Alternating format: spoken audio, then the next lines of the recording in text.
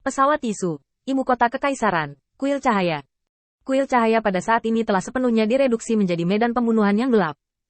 Kekuatan mengerikan dari neraka, menggunakan tubuh Jelena sebagai pembawa, datang ke sini, dan nafas kematian terus menyembur keluar. Begitu semua orang bersentuhan dengan energi hitam ini, mereka akan terbunuh seketika. Yang lebih kuat akan diubah menjadi berbagai binatang neraka dengan wajah mengerikan dan kepribadian yang kejam. Adegan di depannya seperti neraka akan datang. Elena, sadar. Setelah menonton sebentar, Qin Yichen memastikan bahwa kekuatan ini berasal dari neraka. Dan jika Irina terus melakukan ini, dia akan benar-benar kehilangan akal sehatnya. Begitu tegas, dia menembak langsung, dan menunjuk dahi Jelena. Jelena segera bangun, matanya kembali berwarna. Aku, ada apa denganku? Ibu, oh. Irina, yang dikembalikan ke kondisi aslinya, mulai menangis. Dan energi neraka yang meluap, setelah menelan kehidupan banyak orang, secara bertahap membentuk portal dan turun ke kuil kehidupan. Kemudian, sesosok muncul dari pintu. Ini adalah pria parubaya dengan wajah tampan, mengenakan tuxedo hitam yang elegan dan mewah, memegang gelas anggur di tangannya, wajahnya pucat, dengan sedikit kejahatan. Hahaha, perlu dicatat bahwa aku telah bekerja keras dan menata selama bertahun-tahun. Putra cahaya dan kegelapan benar-benar tidak mengecewakanku. Setelah pria parubaya itu tiba, dia tertawa terbahak-bahak. Setelah melihat penampilan pria parubaya itu, Jelena menunjukkan ekspresi terkejut. Ayah. Bagaimana mungkin kamu? Ayah. Setelah mendengar ini, wajah Kasar tiba-tiba menjadi sangat aneh. Pria ini penuh dengan roh jahat, jelas seseorang dari neraka. Bagaimana dia bisa menjadi ayah Jelena? Bahkan pria itu terkejut sesaat, lalu bereaksi dan menepuk kepalanya.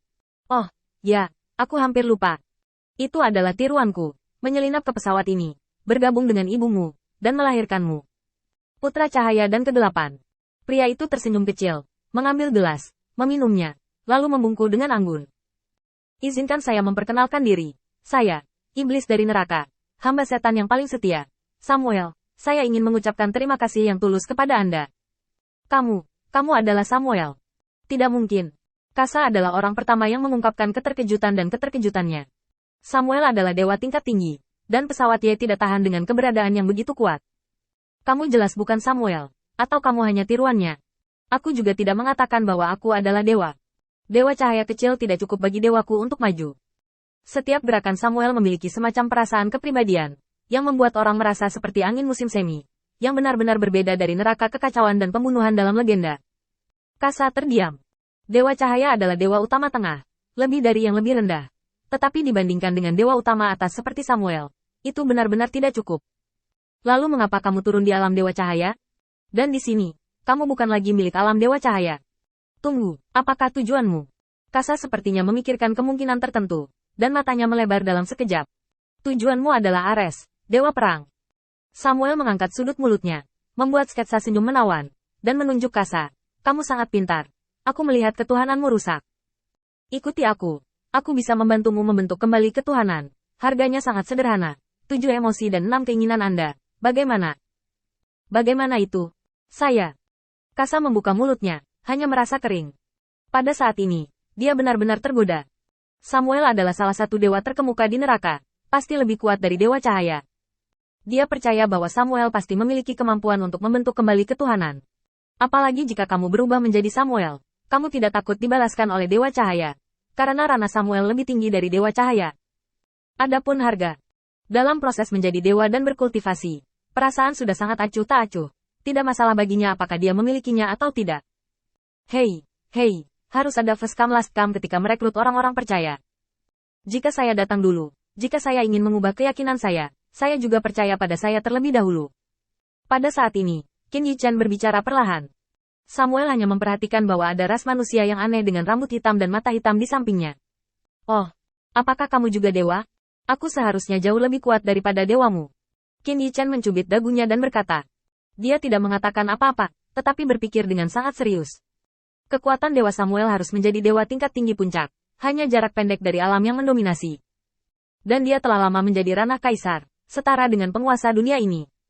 Jadi tentu saja itu lebih baik daripada Samuel.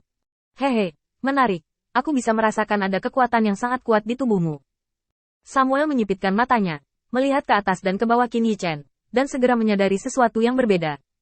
Kamu benar-benar dapat memasuki bidang bawah ini di tubuhmu tanpa menyebabkan pesawat ini segera runtuh. Kamu sangat istimewa. Tidak ada, cukup kendalikan kekuatanmu sendiri. Qin Yichan meringkuk bibirnya. Penampilannya sangat santai. Seolah-olah dia bukan keterampilan yang hebat. Tapi pikiran Samuel berubah dengan cepat. Bertahun-tahun yang lalu, dia mulai membuat pengaturan. Dan melalui berbagai cara, biarkan sedikit kekuatannya sendiri menembus ke bidang Ye. Bergabung dengan Santo Sekte Cahaya. Dan melahirkan putra terang dan gelap. Hanya putra cahaya dan kegelapan yang dapat membuka gerbang dua dunia.